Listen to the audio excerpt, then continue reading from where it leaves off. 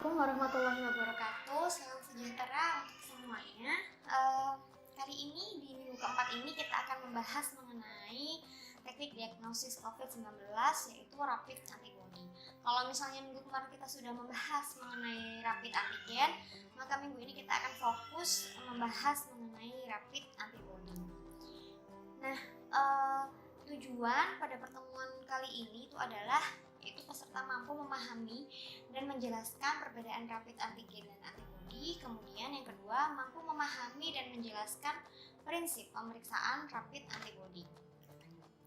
Di sini kita akan ulas review dulu ya sebentar mengenai perbedaan antara rapid antigen dan juga rapid antibody.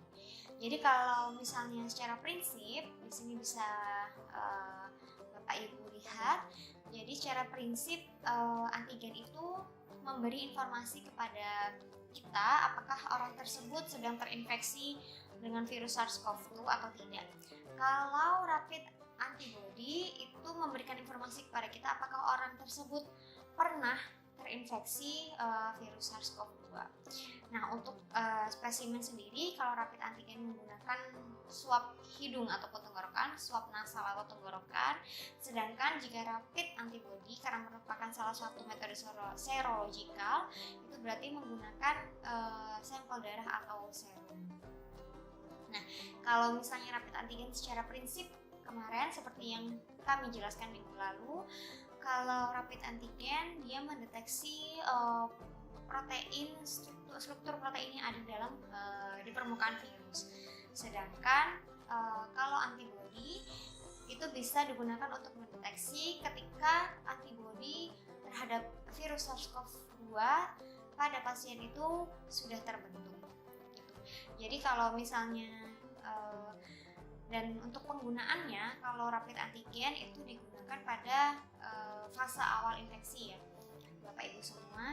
Jadi di antara hari ketiga sampai hari kelima setelah terpapar virus itu bisa menggunakan rapid antigen.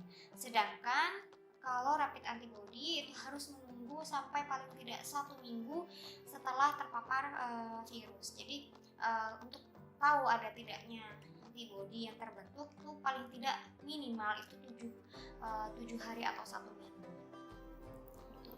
Nah, ini bisa dilihat ya seperti yang tadi di penjelasan di slide sebelumnya, grafik antibody yang terbentuk, yaitu kita lihat di sini fokus pada IgG dan IgM. Itu dia terbentuk setelah paling tidak itu setelah minggu pertama infeksi. Itu kalau misalnya antigen dan PCR bisa mendeteksi di fase awal, kalau antibody ini tidak bisa mendeteksi di fase awal infeksi. Jadi memang tidak cocok digunakan untuk screening awal pasien atau orang yang terpapar virus SARS-CoV-2. Secara prinsip kerja, kalau rapid antibody ini adalah salah satu metode serologi. Jadi menggunakan sampel darah ataupun serum. Kemudian rapid antibody ini mendeteksi antibody yang dihasilkan karena infeksi SARS-CoV-2.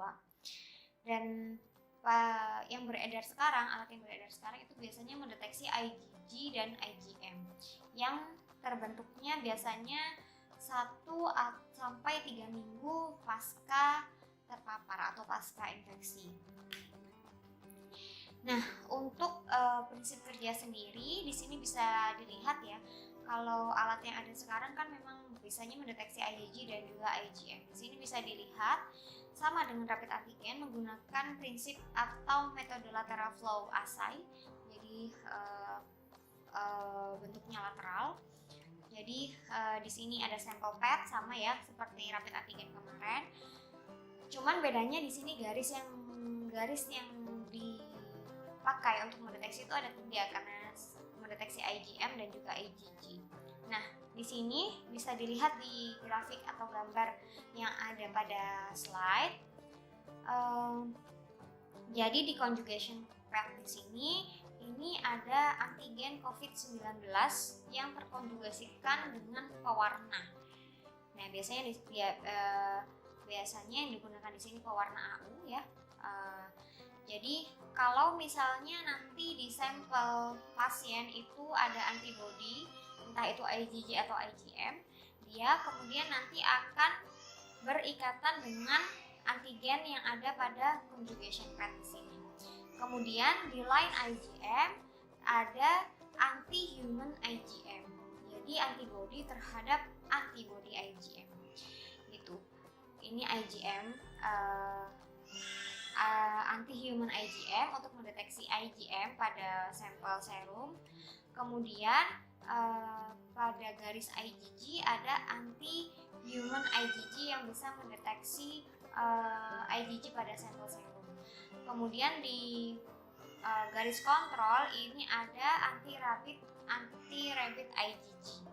Ya, ini salah satu contoh alat rapid antigen yang ada di yang sudah tersedia di pasaran ya Bapak Ibu.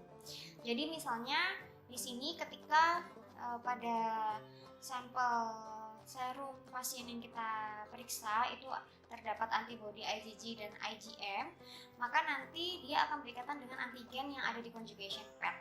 Kemudian dari sini kemudian dia nanti akan mengalir melalui IgM line dan nanti antibodi IgM-nya akan berikatan dengan anti-human IgM yang ada di garis pertama.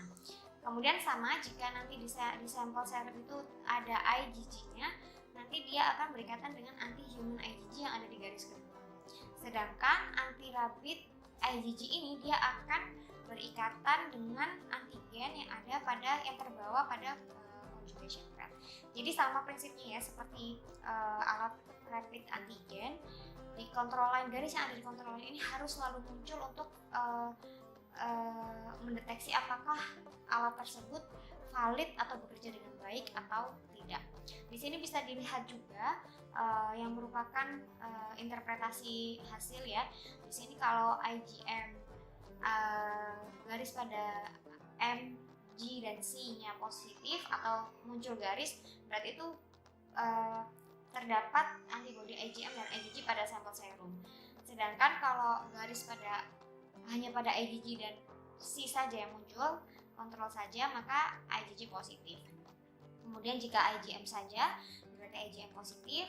Sedangkan jika tidak muncul garis pada IgM IgG, maka dua-duanya negatif. Namun jika tidak muncul pada garis kontrol, maka alat tersebut invalid atau hasil tersebut invalid dan tes harus diulang. Begitu. Nah, maka kita akan bahas juga mengenai kelebihan dan kekurangan alat ini ya. Kelebihannya dapat digunakan untuk mengevaluasi adanya antibodi terhadap SARS-CoV-2. Jadi merupakan alat yang mudah dan cepat. Kemudian negatifnya tidak dapat digunakan untuk screening awal infeksi. Sekian materi untuk rapid antibody. Saya harap dapat memberikan pemahaman mengenai bagaimana cara kerja rapid antibody. Nanti akan juga disertakan dengan video praktik bagaimana cara pengambilan sampel atau melakukan tes rapid antibody ini. Selamat siang. Assalamualaikum warahmatullahi wabarakatuh.